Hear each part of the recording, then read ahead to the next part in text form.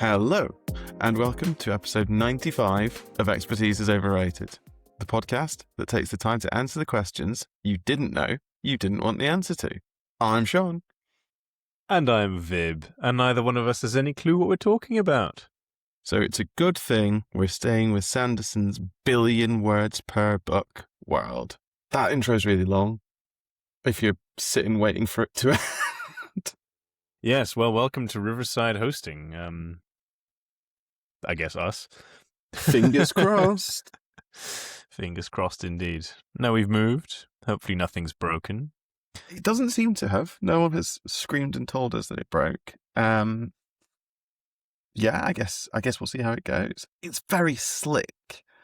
We're not plugging, we're not sponsored or anything like that, but it is very slick. And if they want to sponsor us, we'll take it. Unfortunately, now I completely forget to actually cancel our Podbean subscription. Yeah, you need to do that.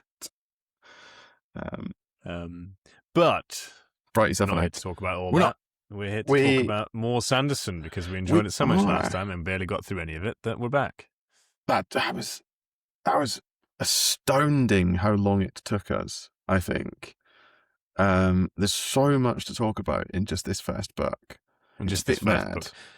Obligatory repeat of the just major spoiler warning. Yeah.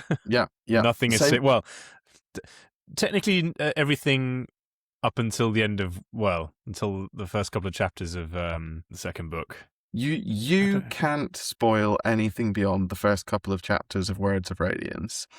I can spoil the entirety of the fucking Cosmere, as far as I'm concerned. I don't want to, I don't intend to, but we know how my mouth occasionally runs away with itself. So no intention of spoiling that, but there is a risk, and we will be spoiling, certainly, The Way of Kings. Yes. Straight off the bat. As before we even get into what we're actually talking about today, what the actual fuck?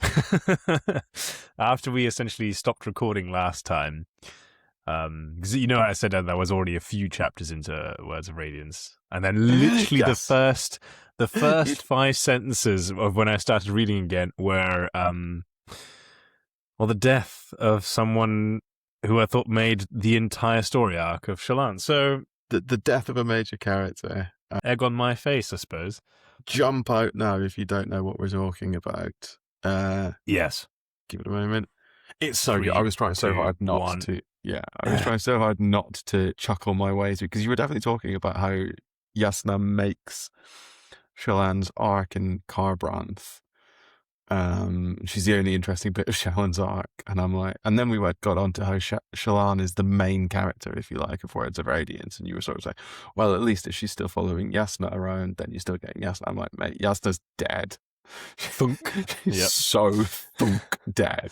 I mean, no. I'm about 54% certain she's not dead. I love how much that percentage just dropped. The first time, when I first told you, I was 100% sure, 90%, and then I think you were 90% the first time, and then through our conversation, it just dropped. No. I think calling it now, prediction, right? Prediction hour. Mm-hmm. She is in Shadesmar. Okay. Yeah. Moving on. So we're talking about the world building today. We are. Well, I think I've spoken about this, I think, a little bit before, but what I like about the world building in Way of Kings, and it's a little bit like Malazan, and I don't know why I like it in Way of Kings and I don't like it in Malazan. It doesn't explain. Are you just trying a sort of weird challenge where you're going to bring a Malazan every time we record now? Yeah, I think so. I think I'm going to see if I can organically talk about Malazan every time we record about Way of Kings, or about Stormlight. It doesn't explain anything at all. We see the world from the perspective of people for whom the world is normal, and you have to keep rebuilding your heuristic for what the world looks like as you're introduced to new details.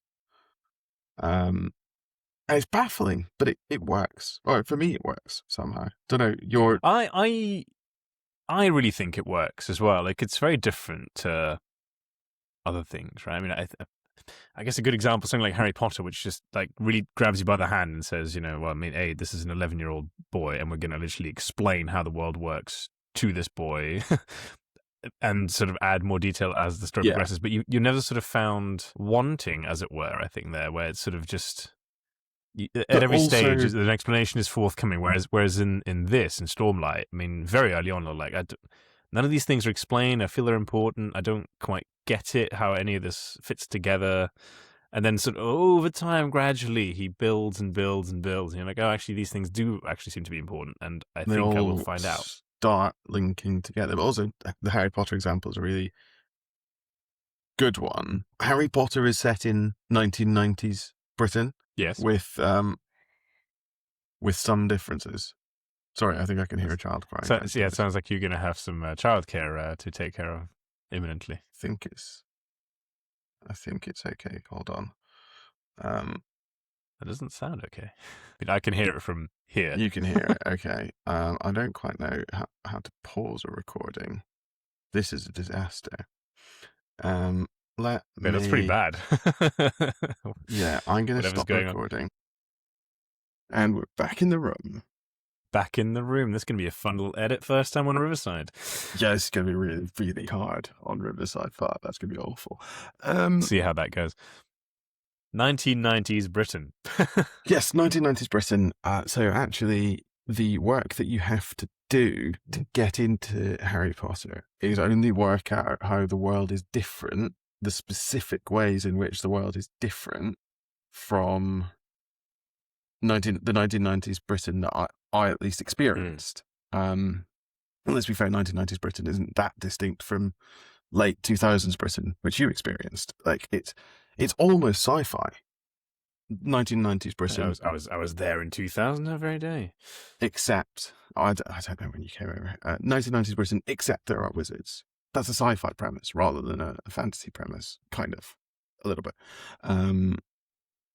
Yes, it's sort of unusual for a fantasy novel to be set in a place of familiarity, right? At least so entirely. I mean, well, I say that actually. I mean, we love a Dresden Files book on this podcast. It's literally set in Chicago most of the time. But Dresden Files is specifically urban fantasy. Yeah, okay, we can get...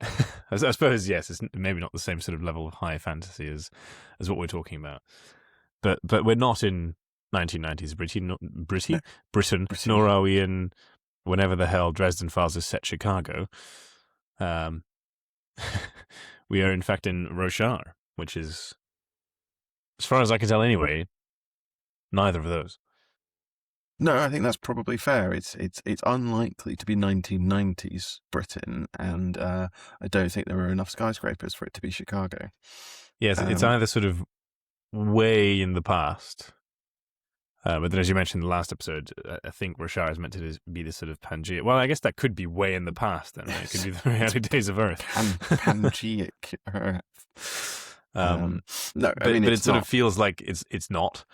It's not. But it does seem to sort of behave a lot like Earth, right? I mean, in many ways, it's just a very stormy Earth. Again, maybe lending some credence to the fact that this could be sort of early in the globe's life cycle. I hate that you were talking yourself into Roshar just being sort of. This is Earth. This is fantasy set before 40K all over again. Pre-Neolithic Earth. I'm going to dig up some Spren later. So upset. Archaeological finding. People talk about Ammonites. It's not true. Yeah. They're just Spren. I think, yeah, so I think your reference to Roshar as this sort of stormy Pangeic or Pangea-like world is really, really right. And everything is done by reference to the High Storm. The entirety of Roshar, it seems, is, except for what we see of Shinovar in The Way of Kings, is... Which is not a whole lot, to be fair. It's not a whole lot. We see Ryzin's trip to the outskirts of Shinovar with her Babsk. But obviously Shinovar seems to be different somehow.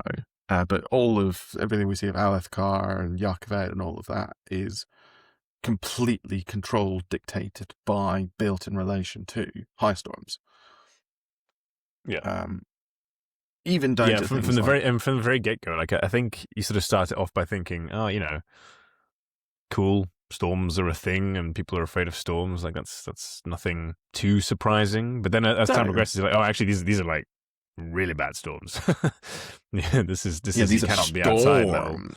Yeah. And then I think what was really nice touch, is it very early, obviously, I think in maybe not the first prologue, but the second prologue, Zeth's prologue, they Stormlight becomes this thing, right, that clearly powers magic in some shape, right?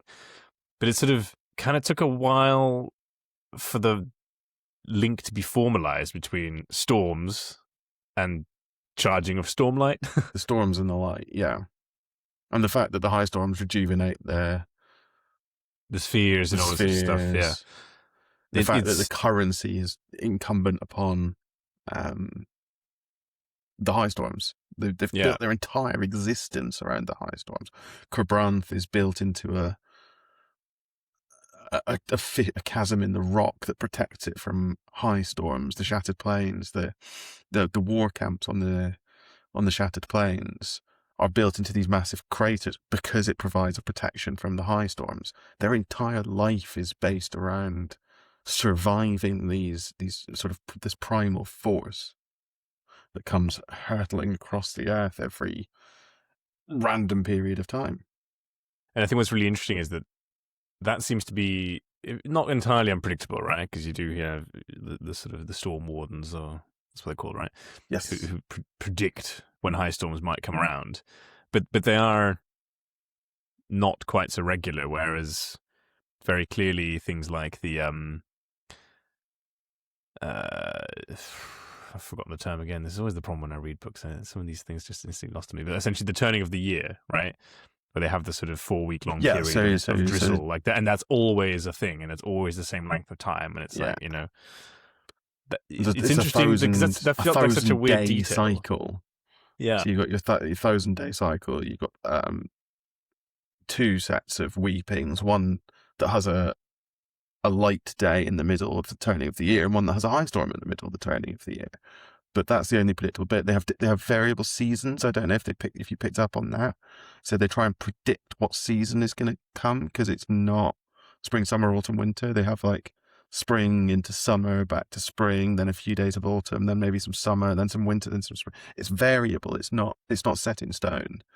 It's just about the only thing on Roshar that isn't set in stone. And it's interesting because it's certainly one of the first fantasy series that I've delved into where something like that has become such a major feature. Certainly from the off. I can't think of the top of my head of anything else that's sort of like, oh, hey, the weather's really important. Song of Ice and Fire is the only other one that comes close, I think. But that's more this sense of looming winter, right? I was going to say winter will come, but we don't know when it's going to come. It's just a very crude metaphor / analogy, really, isn't it? It's like, cold bad. We don't like cold. It's different in A Song of Ice and Fire. I agree, but that's the only one I can think of that's like that has this, like I say, this primal force that's dictating everything quite in this way. Yeah. But I mean, aside from that, I think Roshar feels like every sort of, picture a sort of fantasy world with its fantasy kingdom and a fantasy king, who's obviously a fantastic sword fighter, etc. With shimmering armor and all the sort of things you might expect. That's all there, right? Mm-hmm. Difference being that the king dies in the second chapter. Yeah, and the second king that we meet is not that Elokar. I think it's safe to say is not that sort of resplendent warrior king that his father is. Or that we're told his father is in the prologue. It's hard. It's hard to gauge because when you first are introduced to Elokar, you're like, oh, I could get on board with this guy. He sprints up the side of a cliff and he does some acrobatics and he fights the chasm fiends. But then you're kind of told, oh no, he's a bit weak, and you see a bit of that later on in the book, but you don't see very much of him as a person in Way of Kings. No, you don't. Whereas Gavilar obviously is described as just this he managed to unite the kingdom or the princedoms, right? So yeah, and he had Dalinar at his side and Sadeas at his side. to do that. But I think very early it's made clear that it's not a stable kingdom, right? This is not everybody, God save the king type things. This is very much at the first opportunity, this shit will hit the fan and things are going to get messy. You're told quite early on, I think, the only thing really keeping Alethkar together is the Vengeance Pact and the Great Shells, the Chasm Fiends, the Hunts. That's the only thing that's keeping them on the Shattered Plains really now, and they don't really respect Elhokar's authority. Yeah. And there's they'll a really do what he says as long as he doesn't ask them to do too much, basically. Yeah, I think that's exactly right. As long as they can all get rich, which is why I think Dalinar's struggle in Warriors of Radiance is going to be just overcoming that. What's sort of interesting is to my mind, never really delved into, right? Because essentially all of the might of Alethkar is on the Shattered Plains, right? And you have things like Amaram's armies, the border sort of forces are doing stuff, and they're clearly also always fighting. It's less clear to me what that looks like. And it's also somewhat interesting, and I don't know what it says about Alethkar necessarily, that other massive kingdoms like Yakaved and all these sort of places aren't just trying to come in and, take it. Yeah. So there's a lot of answers to that. Some of it is kind of a little bit explained in Way of Kings, but I mean, basically, Yakaved is basically the same as Alethkar in terms of its centralization or lack thereof. But also, the big difference is just shardplate. Alethkar has the most. That's explicitly clear in Way of Kings, and they are. But that's why not try to invade? Because what you the shardblades are all away. But what you don't want to do, and that's something that's playing on Dalinar's mind. All of the shard bearers are on the Shattered Plains. They're not in the kingdom. But what you absolutely don't want to do if you're Yakaved is invade, seize a piece of, say, the Colin princedom, and then pull Dalinar away from the Shattered Plains to deal with that. I think that's what's going on there. I think that's the threat. It's interesting though, right? Because I mean, we obviously see Kaladin take on a shard bearer.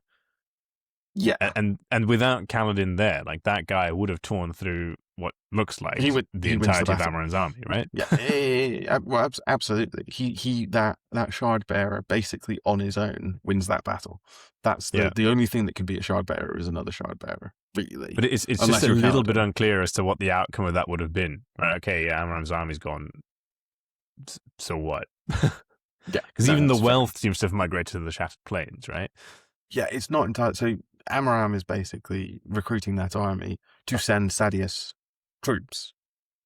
That's the whole point of Amaram's army, is to train up soldiers to send to Sadeas. It's the ultimate honor, right, to go to the Shattered Plains, right? Exactly. The soldiers are sold this, right? Go to the Shattered Plains, fight the Parshendi, avenge the king, fulfill the Vengeance Pact. But what's Amaram actually fighting over? I don't think that's clear. I think it's deliberately not clear because Kaladin is senior in that army and he doesn't have a clue what they're fighting over. They're fighting other Alethi. They're not even fighting Yakvedians. It's probably some, as you're saying, massive training program, right? What better way to fight is if you just fight other Alethi, because we're all the best ones will end up going to the Shattered Plains. And they have a religion built around this idea as well, right? So if you're successful in life as a soldier, when you die, you go to join the heralds to fight for the Almighty to reclaim the Tranquiline Halls. The entire Alethi culture is focused on this martial excellence, essentially. Not at all Norse, of course. There's an inspiration there, I think. It's inspiration or just copyright infringement. They're fighting for something. The Norse aren't fighting for anything. They're fighting because it's great fun. Yes, this is true. But, you get the sense that a lot of the Alethi do, right? When Dalinar starts talking about the, The thrill. The thrill. Is it the thrill? That's what it is the thrill. Do you feel the thrill? Yeah. Like, yeah, that's and interesting. I don't you're not sort of told if that's specific to him or his family, or Alethi, maybe shard bearers. There's still some mystery around that, right? But it's he definitely gets that. But I think what's telling, I don't know if it comes through, it won't come through in the audiobook, I don't think, it's written with a capital letter. It's not the thrill of battle, it's the thrill. Yeah, no, it's a thing. Yeah, I didn't realize it was capitalized, but it definitely is sort of, it's a thing, right? It's a proper noun. Yeah, it's a proper noun, exactly. That's exactly right. It's a proper noun. But and it comes quite late as well, which is another one of these sort of Sanderson isms, like, because we see a lot of fights. The world does that quite a lot. Yeah, it really does. And it's because I think we talked about this a bit last time. It does just enough to keep you hooked early on, to be like, I kind of want to know how this works a little bit. And I think, sorry, go ahead. I was going to say, something that I think that's really smart, I was completely cutting across these, I think is really smart, is we see a chasm fiend really early. You see a chasm fiend on the hunt really, really early, and all of a sudden you understand the scale of the hunts, the scale of this conflict, because this is something that poses a threat to 3 full shard bearers, plus Sadius in his plate. Like, this is an absolute monster of a creature, and it takes Dalinar, the Blackthorn unleashed to turn the tide. Which I think is really good, and that really hooked me in, much more than sort of the descriptions of Shallan's sky eels and things like that. But I do think the flora and fauna is really interesting, because obviously they have horses and hogs, but they also have these chull, these crab-like beasts of burden, and we're told that horses are incredibly valuable, incredibly expensive. And then you have the Rishadium. Yeah, I think that's the pronunciation, which is sort of Dalinar and special Adolin's special horses. But then it's unclear if it was a breed of horse to me or just a different animal together that just really is kind of just like a horse. Special horse. Yeah. It is. It's not. They're not Shire horses. They're not Rishadium horses. They are Rishadium. Yeah. No, it's interesting because a lot of the sort of more wild, because that's why horses, I guess, are so valuable, right? Because you've got to put those in a stable when the high storm comes along, because they ain't doing well outside. And also, they can only be all the other stuff that's described is just fine, seemingly, right? Just all like a lot of stuff seems to retract into shells and pods and whatnot. The flora does this as well. They talk about, you see this in Shinovar with the grass. So the grass in Shinovar doesn't sink down when someone approaches it, which the people from further east find completely baffling, because where they live, grass sinks down into the rock as you approach it. As I find little details like that really, really neat, and they really broaden the world. Yeah, no, I totally agree. I think stuff like that is what makes you come back, because it's the sort of the little bits of attention to detail that you think, oh no, this guy kind of knows what he's doing, and so there'll be some reward at the end of all this, right? But I think what's also really good, especially in sort of a fantasy novel, he starts off with something cool and shiny, right? It's like, boom, shards, and not just shards, but like cool swords, cool armor that's meaningful. Yeah, the very first prologue, you have Thunderclasts, you have the heralds, you have the king of the heralds, you have the swords, these glowing swords of the heralds that can be sunk into rock. And you think, okay, cool, this is like mythic and legendary. This is the time before time. These are the stories that people tell around the campfire, that sort of thing. And then you be like, oh no, shit, shard bearers, they're still around. We still have these magic, glorious swords. This sort of, the knight in shining armor is such a fantastic archetype for fantasy, and these are the most knight in the most shining armor. Yeah. Then it's really cool because you obviously get to see what it does, right? And I think this is where Szeth really shines, because from the get, you're like, oh, this guy's just ridiculously broken, right? But then he encounters an actual shard bearer with shard plate and everything, and you're like, oh, okay, I see it now. That there's a match here. Yeah. And I think it's just really cool description. A sword that cuts through, like, that kills people because it doesn't like cut them, as it were, right? It's really it's intriguing. It's quite fun. And then as the book progresses, what's interesting is that you see more of the mechanics, right? Like for example, shard plate clearly requires gems to function, right? Then you see the Stormlight sort of vessels or that, whereas the shard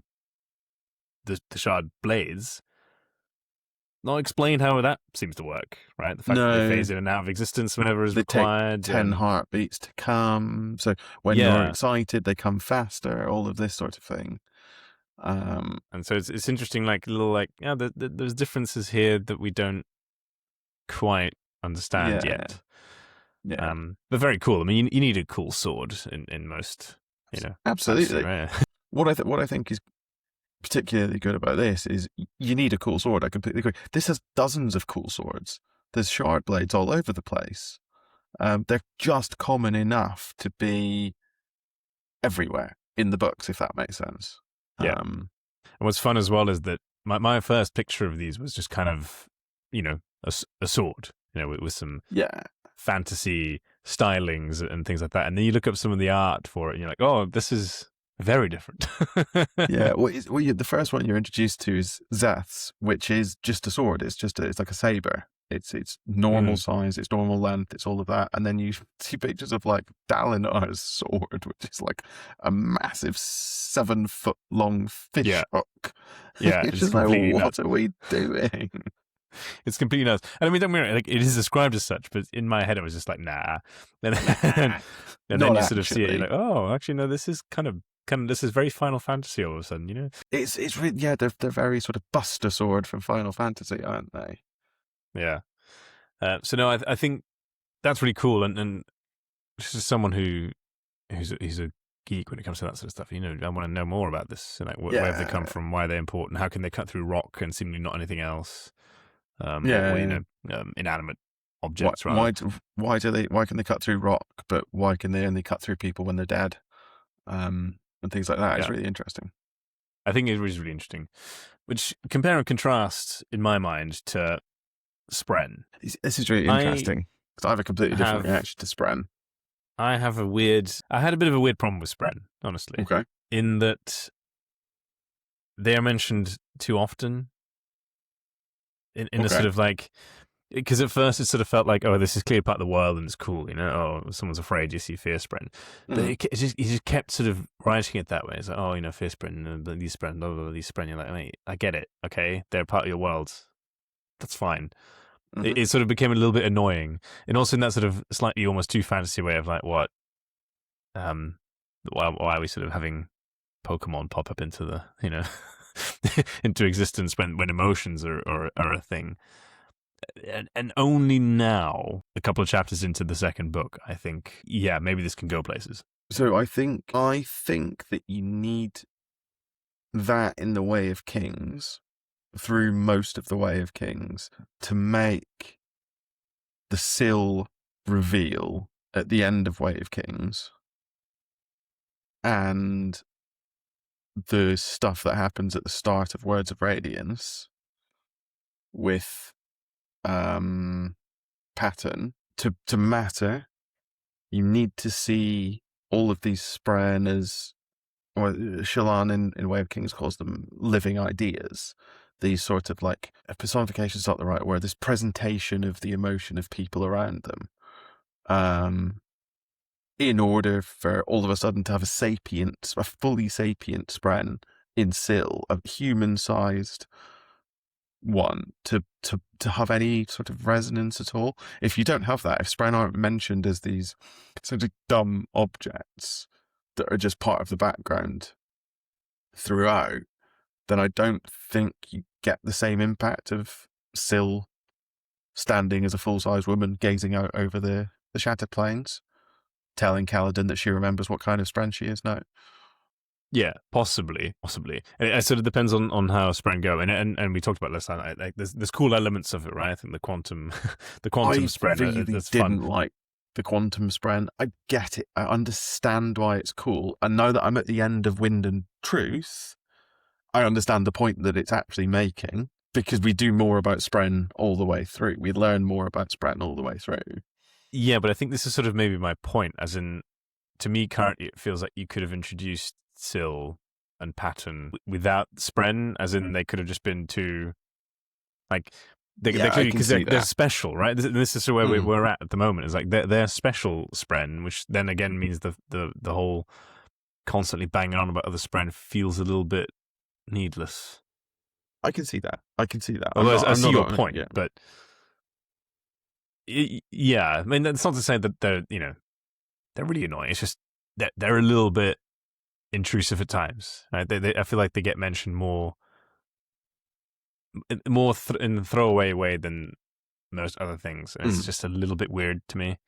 That's no, I think, but I think you're probably going to end up being absolutely right. But it feels slightly ham-fisted in the way he's doing it. Right? It's so like nonchalant and blasé. You're like, well, these things clearly matter. So like, yeah, you're spending so much time. You're spending so much time telling me that to this world, Spren form part of the backdrop, that they can't possibly just be part of the backdrop. Otherwise, you wouldn't be spending so long telling me they're part of the backdrop. I get that. Like you mentioned the grass once or twice. You mentioned the Charles once or twice. Yeah.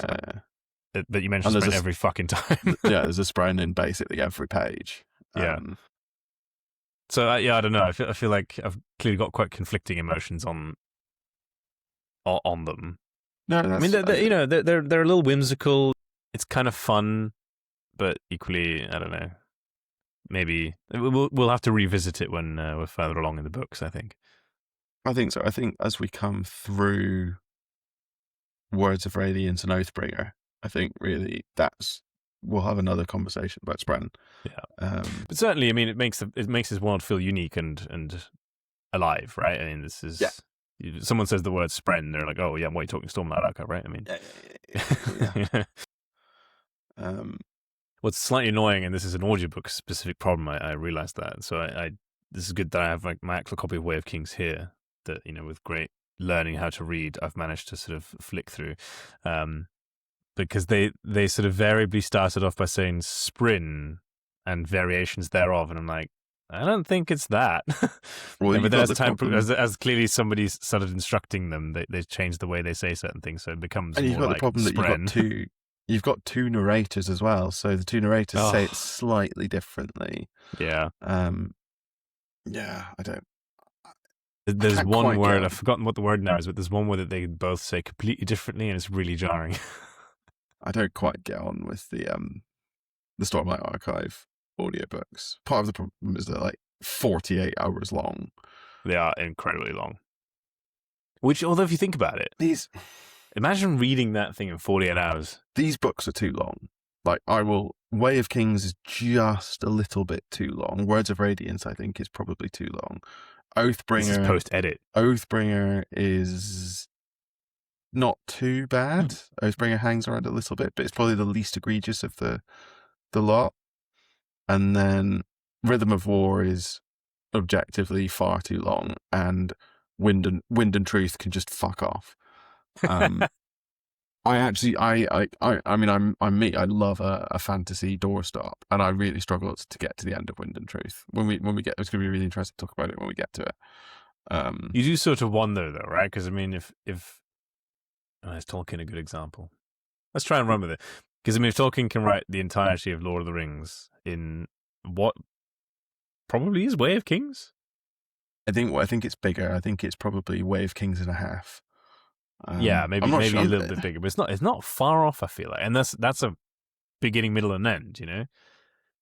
That assumes very little of the world building that, for example, The Hobbit or The Silmarillion does and stuff like that. Right? I think you can go into Lord of the Rings cold and come out rich for the experience at the end, and have experienced an incredibly deep and rich world as part of that, with multiple pages dedicated to songs that you don't read anyway. So. Way of Kings, you sort of do wonder, like, why is there quite so much text? So, is this going to be this much better than something like Tolkien?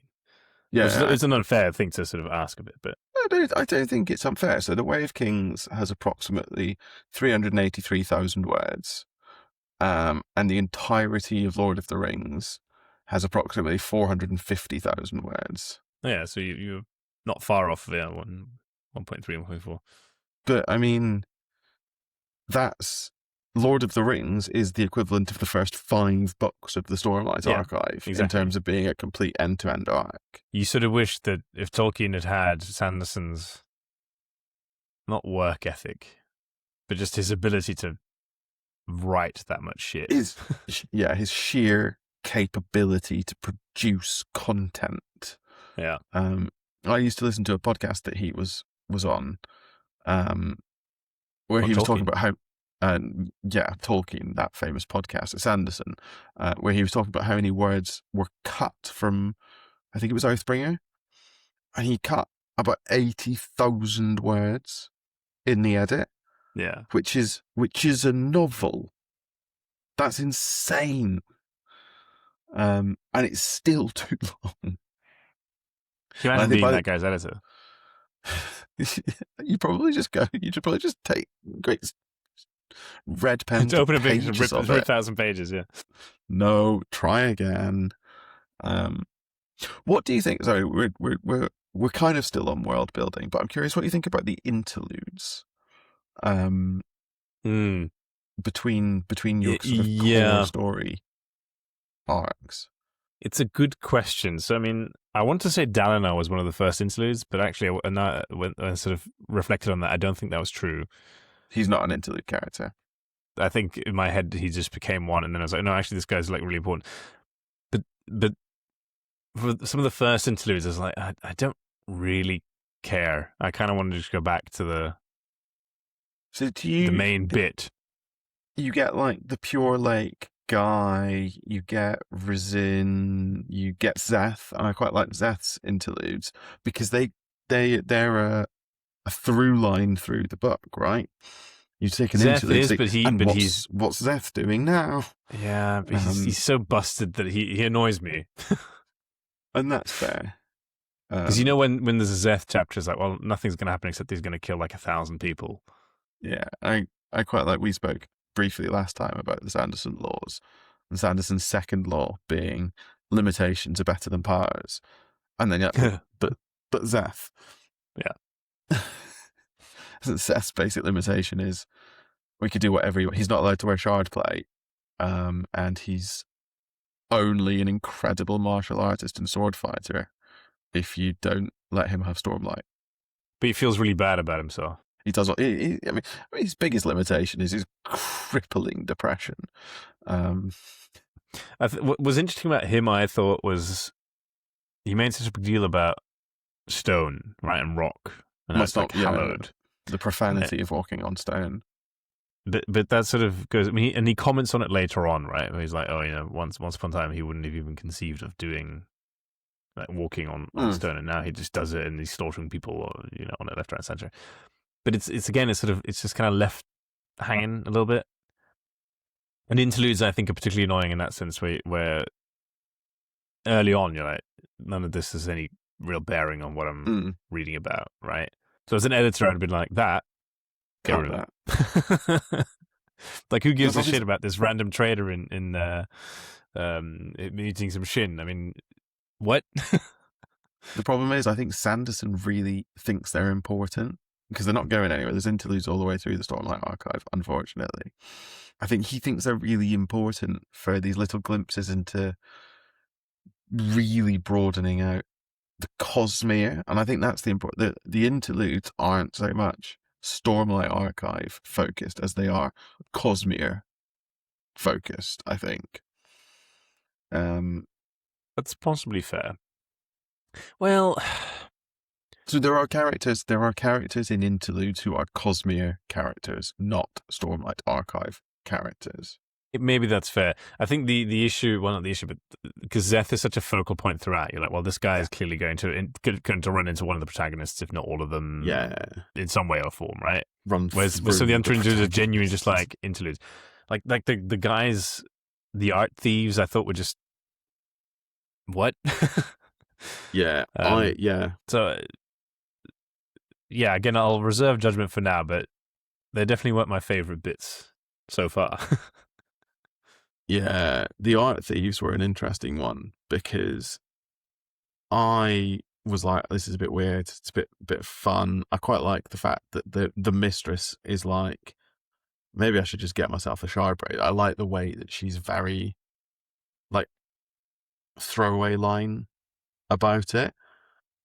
But before some of the later books came out, the amount of internet conversation about those guys was insane. Who are they? What's their role? I'm like, they're just an interlude. Worldbuilding fluff potentially, yeah. I mean, but the internet loves a the internet loves a theory, right? And it's Sanderson, so it wouldn't surprise me if there'll be like The Art Thief, you know, a 500,000 word book coming soon. Sanderson writes. There's a bit of me that thinks that Sanderson writes for those Reddit discussions, for those internet discussions. He puts stuff in his books to get people talking about them. I think that's a modern trait for lots of authors. Maybe particularly fantasy authors, I don't know, but yeah, like Word of Jim, right? Like, he sets the internet on fire every time he has an interview because he purposely doesn't give enough information, or just enough to keep things interesting. I'm sure Sanderson is a master of the art as well. Yeah. And why wouldn't he be? Let him have fun with it. Yeah, authors are allowed to put stuff in that essentially has no real bearing on the story, as long because it's world building, right? As in, you do see other parts of the world you don't normally. You see other characters, you see different things happening. Like, I don't hate it for that. It's just kind of, especially when the story does finally start to build, and you're like, oh, I think I'm finally sort of getting the hang of Kaladin, or maybe Shallan isn't totally useless because of her association with the Aston. Then all of a sudden you're like, oh, now we're with a random trader. Useless Shallan. So, yeah, I guess it helps. I think without that trader, like, if you'd asked me what is Shin, or Shinamara, like, yes, it's a place of sort of that word is written down maybe once or twice, whereas now there's like actually something that kind of connected to it. Yeah. What I think is really interesting, and I think this is tiny. This is a tiny little piece of world building that I missed the first read through. It was actually my wife who pointed it out to me.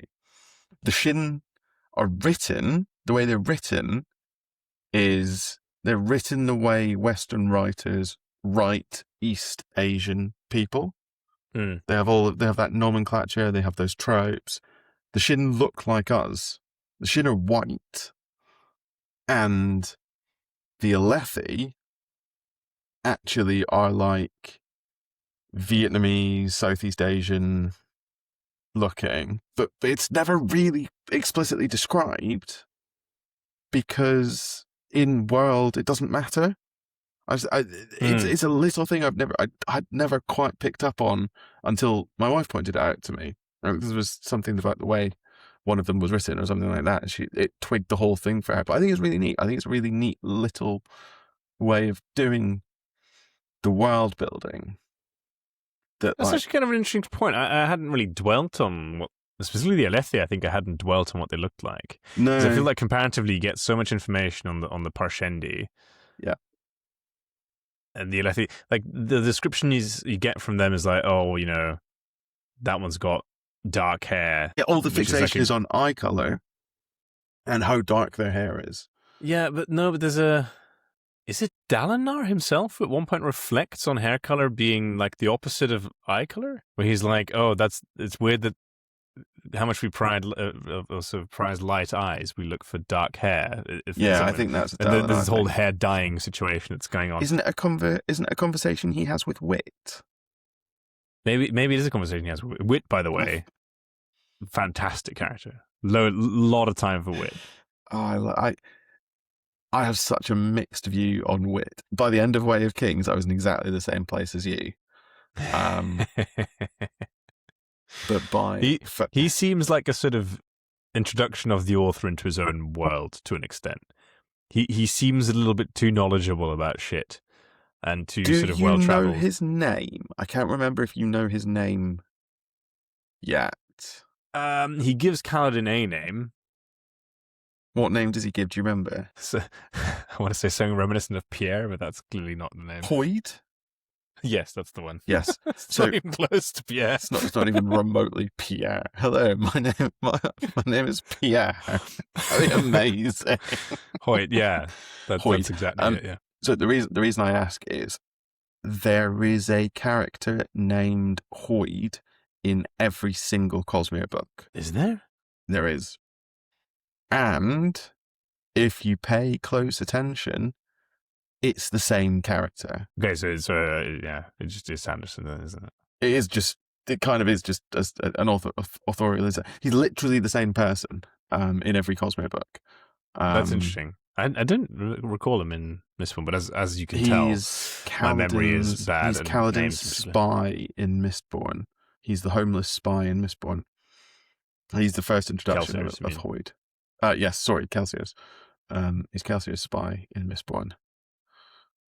That's interesting. Yeah, and clocked that. So I like him. If for no other reason than he just says some of the things you'd quite like to say to some of the light eyes. Yeah. I love the but I love the flips that you get in Hoid, in Wit. So you get his sort of like making fun of everyone, and then you get sort of his really deep conversations with Dalinar.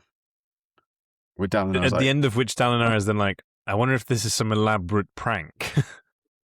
Yeah, and Dalinar's like, I feel like I'm the subject of a joke and I just don't get it. And everyone reading the book is like, mate, he's giving you the best fucking advice in the world. Take the advice. He's just telling you the don't answer. Get the joke.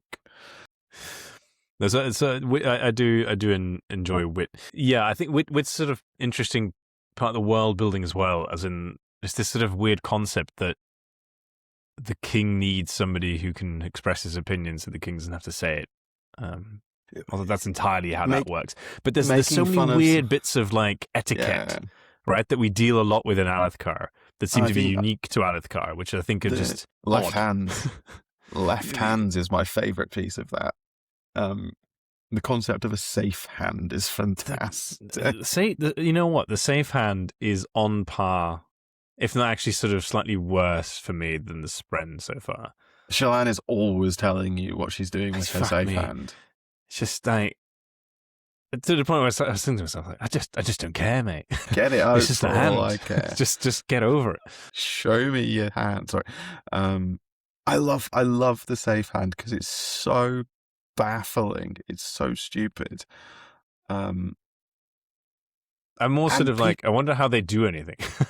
Really. Yeah. And so you're allowed to use your safe hand. Like, you can hold your clipboard with your safe hand as long as no one can see the hand. I'm like, but they'll be able to see the fingers through your dress. Like, what are we... Guys, come on. Yeah, and I think this is just... Because you end up asking yourself lots of questions that you're like, I'm not sure I really want to explore this. I'm not sure I really want answers to this because all of them seem like they're kind of weird. So, like, what's the fucking point? Like, where has this come from? Why is it relevant? Yeah. Why is it part of this culture? Yeah, the safe pouch I thought was so mental as well, as in the concept that's just so ingrained in society that no one would ever look in there. Like, people steal wallets all the fucking time. Exactly. Like, what? It's just a wallet. So it makes you sort of wonder, like, is this something that, I guess in particular Shallan I'm thinking of here, is just led to believe and it's not entirely true?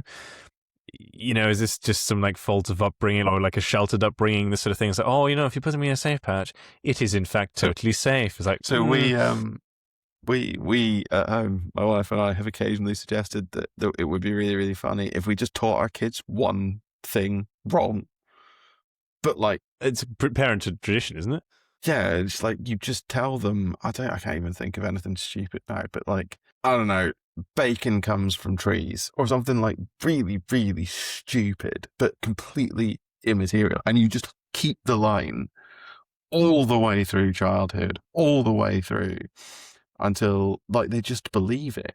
Yeah. And the idea that that's what Shallan's parents did with Safe Hand, they just taught her wrong, is really, really funny to me. She just kept asking, and they're like, "Oh, you know what? It's because of this. No, shut up, shut up, and eat your porridge." Your really incredibly spiced foods, because that's also something that Light Eyes. The food thing's weird. So there's all these little sort of snippets, and that to me was just like, oh, that's kind of interesting world building. And you don't necessarily have to dwell on that any more than that. But the juxtaposition of male arts and female arts is a big one. That I think was interesting because at first I was like, I wonder if we're playing with, what in the real world you might sort of have gender sort of stereotyped roles, but it wasn't really like that, right? Because I mean, the warriors were still the men, seemingly. But actually, then you sort of dig into it, and it's like that. But that's kind of all they've got going for them. It seems like that's all they do. The men are women all do like everything else. Completely illiterate. The men are all completely illiterate. Like that's nuts, and still I've seen no explanation as to why that's a thing. Yeah, it makes no sense. But it is sort of neat because what it does, and I think the relationship between Dalinar and Navani is like the one where you really see this, where communication requires you to trust somebody else. Well, if you're a man, if you're a woman, you can just write shit down, and that's fine. You can keep journals, and I think secondly in the second book where we read her diary, I think is really impactful. Yeah, as in Dalinar cannot communicate with anybody at a distance without having to trust two women. Yeah. So I think that's sort of a neat little point. I say it's insane. It's incredibly, in some ways, actually an incredibly empowering thing for women. That sort of they have to be right at the forefront of everything because someone's got to write it down. Yeah. Well, and that's what they're the scholars, right? They do all the research. They write down all the research. And then you mentioned storm wardens right at the start, and how uncomfortable storm wardens make people because they can't read, but they've created their own alphabet out of glyphs, and people are like, well, that's not really what glyphs are, mate. Like, you shouldn't be writing letters out of glyphs, and that sort of is almost, in some ways, it's almost like a reverse gender empowerment. Really weird. And some of it was baffling, right? Because obviously Kaladin, we see so much of him and his surgical training, and like, oh, this is sort of a blurred lines situation almost, right? Because like that's clearly a sort of scholarly pursuit, in that you need to do research and read things and learn things that way, and you're also not fighting, therefore, right? Or have things read to you. Like, he has to get his mother to read things to him because he's, despite being learned, clearly intelligent, he's illiterate. Yeah.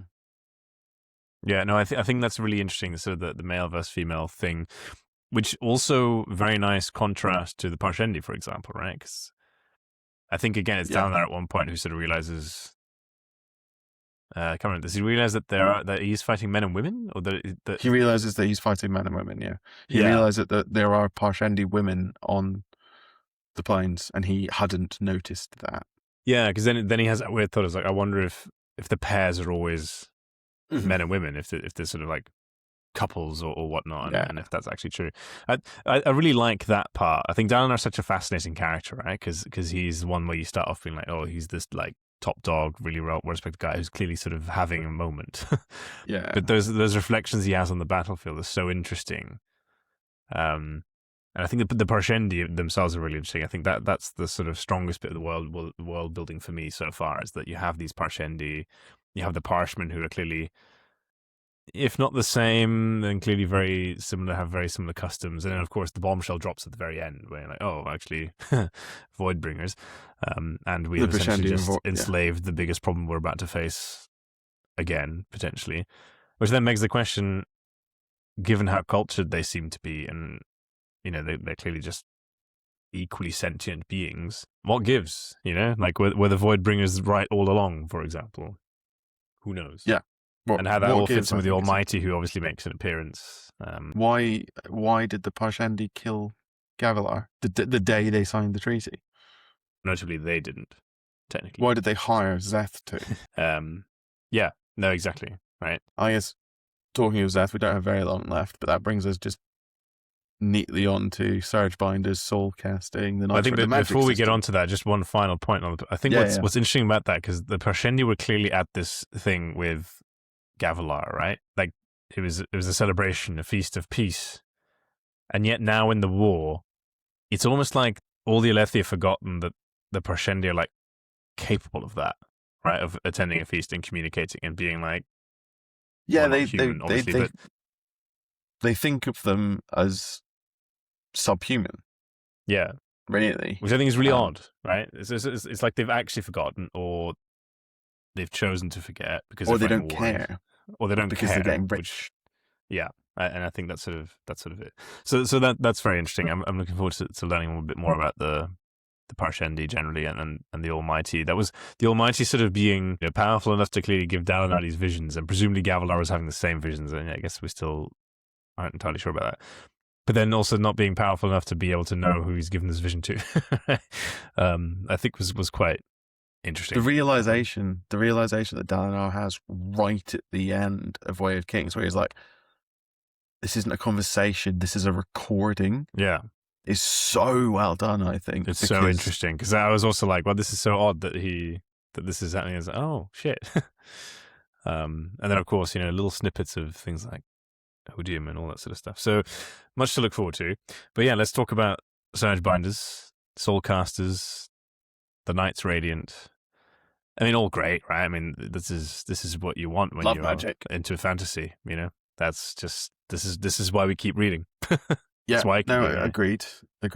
My only complaint here, and I'm curious what you think, and I might be poisoned by later books, is I think it's too systematic. I think it's too scientific. And I think you see it with Zeth, where he's going through how his magic works in the prologue, and everything is, he uses a 1/8 lashing to do this. He has it's all really mathematical and intricate, which is kind of fine, I guess.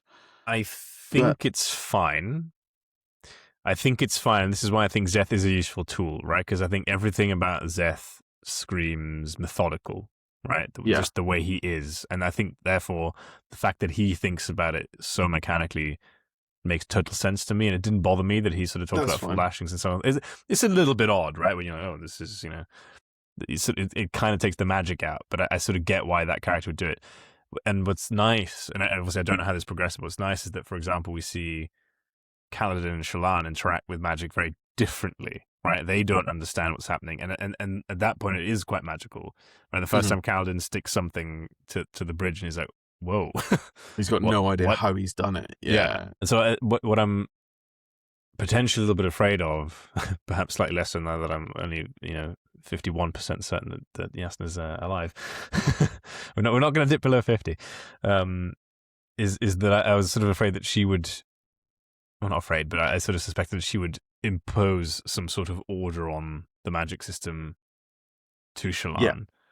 Yeah, she would just teach Shallan how it works. Yeah, there's these lashings, and this is just how it is. So I sort of know what you mean, but from where I'm currently, it didn't bother me, honestly. I think it's actually quite interesting. It is interesting. I agree with you. I think there are a few things scattered through the book. So that's one of them. The quantum spren are another that feel like they're taking a little bit of the magic out. So the magic. Well, this is the classic sort of like, do you think it's still a magic trick if you know how it's done? Well, exactly. I mean, I think that's almost exactly right. Like, it's something that, this is a very deep cut, something they go into in the Prestige a little bit. Like, everyone knows you can't pull a rabbit out of a hat. So what everyone's trying to do is work out how you pull a rabbit out of the hat. And it's like the trick is being tricked by what's happening. And I feel like with what happens in the Stormlight Archive, I'm told how it works. I don't spend any time trying to work out how it works because I'm just I thought the trick was told what happens. Yes, wow. Sorry, I was about to skate past that, but that's the big. I'm so angry with you. Spoiling one of the best films ever made. We gave major spoilers. This film also came out like 20-something years ago, okay? There are still people out there who haven't seen it. Well, we'll put a big old spoiler warning in the Also, we blog. accidentally spoiled the Prestige, sorry. Not accidentally, I did that entirely purposely. But nobody would have known except for the way you reacted. I get where you're coming from, but actually I like it, and particularly in the way that he's doing it, right? As in, like, there are masters of the craft to understand how it works. The same way that Albus Dumbledore knows how magic works, right? And he's literally teaching schools for the children how it works, but it doesn't lessen the impact. And therefore, having the other characters who are learning it in their own way and less mechanically, I think still works, right? Because you have to imagine that by the end of this, even though Kaladin may not think in terms of half lashings and full lashings or whatever, he's still doing the exact same thing, just however he does it, right? Yeah, your assumption, I suppose, at the end of Way of Kings, and correct me if I'm wrong, is that by the end of book 3, Kaladin's going to be able to do everything that Szeth can do. Shallan's going to be able to do everything that Szeth can do, and maybe more. Well, this is why I think, and we talked about this very briefly last time, because you obviously hadn't read any Cosmere before, had you? No, you hadn't read Mistborn. I don't exactly remember what I had and hadn't read. But off the back of Mistborn, I think I'm reasonably certain that. Do we see any evidence of it already? I mean, Jasnah sort of makes a point of it, right? As in, like, there'll be people who are like going to be really good at soul casting, and other people might be much better at this. And again, the sort of the gems and the way that they interact with Stormlight. And then from Mistborn, we know that, different metals create different things, and there are people who can only interact with one type of metal, right? And then there are people who obviously can interact with everything. And I suspect the same sort of magic system the same kind of premise will exist here, that, Szeth is clearly very good at stuff that influences gravity, right? And stuff like that, whereas he's seemingly unable to do what Jasnah does, which is she just, she essentially firebolts 3 guys into a crisp. Well, she doesn't actually. If you go back and read it really carefully, what she does is she turns someone into fire. She soul casts a human into fire, which is so much more terrifying. That is terrifying. That is absolutely terrifying. And so the jury's out, right? As in, Kaladin has shown aptitude for sort of the gravity manipulation and some things, whereas Shallan has definitely soul cast. So yeah, it depends. And this is, I think, why Syl revealing herself to be a particular kind of spren probably will be relevant, right? Because Syl and Patton are clearly very different. Patton, I mean, it's in the second book where I love Patton. In the space of like 4 really broken words, essentially just says, "Shake the fucking ship, sink the fucking ship," rather, not shake the fucking ship. Shink the sip, shink the sip. There we go. Maybe it's time for bed, as you may have heard my echo just shout out at you. I think we could do. I think we did all right there. I think we could do closing thoughts. I mean, so. This feels like one of those worlds that's going to be built until the very last page of the last book. Yeah, I think that's fair. I think that's a really fair assumption. I think. But what's interesting for me so far is that, and it may tell you this, but while I think I could see myself, and it's the power of the Shire, for example, right? As in, you just want to go there. You want to see that world. You want to go to Middle Earth, even though it's fucking terrifying, and you want to live in the world where the sort of magic that Harry Dresden performs is real, or the magic of Harry Potter and all these sort of things are real. This, I'd like to admire from a distance. I don't need to go there. This is a story. This is a story that I want to read. It's a story I want to know how it ends, but I don't want to be part of this story.